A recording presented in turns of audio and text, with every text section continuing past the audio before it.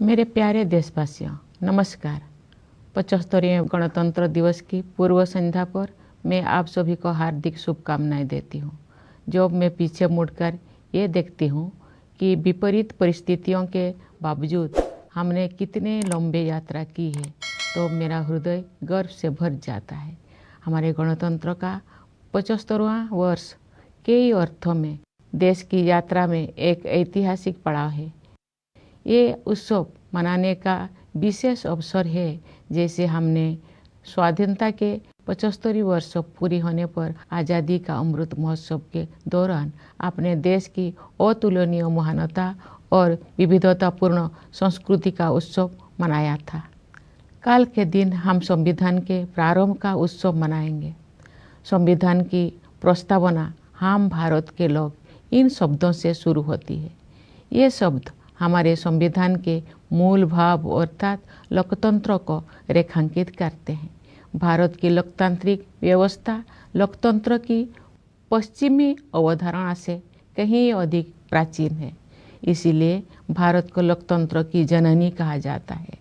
एक लंबे और कठिन संघर्ष के बाद 15 अगस्त 1947 को हमारा देश विदेशी शासन से मुक्त हो गया, लेकिन उस समय भी देश में सुशासन तथा देशवासियों में निहित क्षमताओं और प्रतिभाओं को उन्मुक्त विस्तार देने के लिए उपयुक्त मूलभूत सिद्धांतों और प्रक्रियाओं को स्वरूप प्रदान करने का कार्य चल ही रहा था। संविधान सभा ने सुशासन के सभी पहलुओं पर लगभग 3 वर्षों तक विस्तृत चर्चा की और हमारे राष्ट्र के महान आधारभूत ग्रंथ यानी भारत के संविधान की रचना की। आज के दिन हम सब देशवासी उन दूरदर्शी जननायकों और अधिकारियों का कृतज्ञतापूर्वक स्मरण करते हैं, जिन्होंने हमारा भव्य और प्रेरक संविधान के निर्माण में अमूल्य योगदान दिया था। हमारा देश स्वतंत्रता की शताब्दी की ओर बढ़ते हुए अमृत काल के प्रारंभिक दौर से गुजर रहा है। ये एक युगांतकारी परिवर्तन का कालखंड है।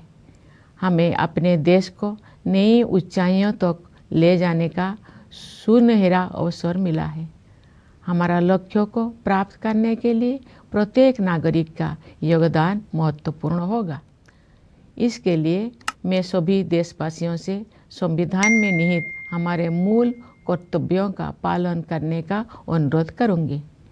ये कर्तव्य आज़ादी के 100 वर्ष पूरी होने तक भारत को एक विकसित राष्ट्र बनाने की दिशा में प्रत्येक नागरिक के आवश्यक दायित्व है।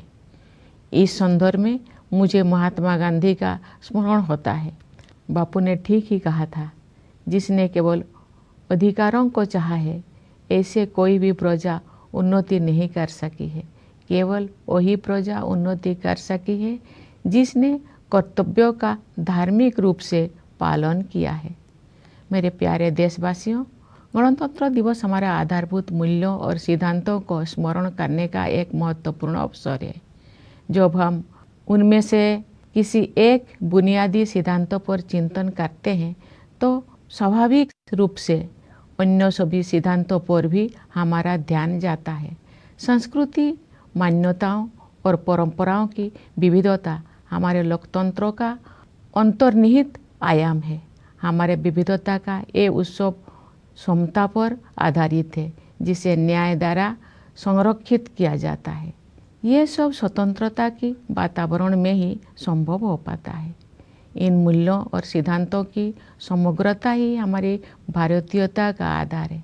Doctor B.R. अम्बेडकर के प्रबुद्ध मार्गदर्शन में प्रवाहित इन मूलभूत जीवन मूल्यों और सिद्धांतों में रची बसी संविधान की भावधारा ने सभी प्रकार के भेदभाव को समाप्त करने के लिए सामाजिक न्याय के मार्ग पर हमें अडिग बनाए रखा है।